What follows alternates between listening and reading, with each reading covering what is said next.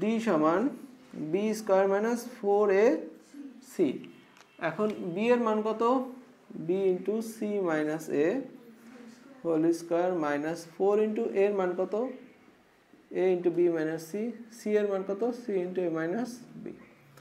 তার মানে আমরা যদি এই অংশটুক বাদ দিই, এই ব্লু কালারের অংশটা, তাহলে আমরা একবারে নিশ্চয়ক লিখে এই লাইন থেকে শুরু করব, কারণ আমরা বুঝতেছি এটা হলো এ, এটা বি, এটা সি, এখান থেকে শুরু করব।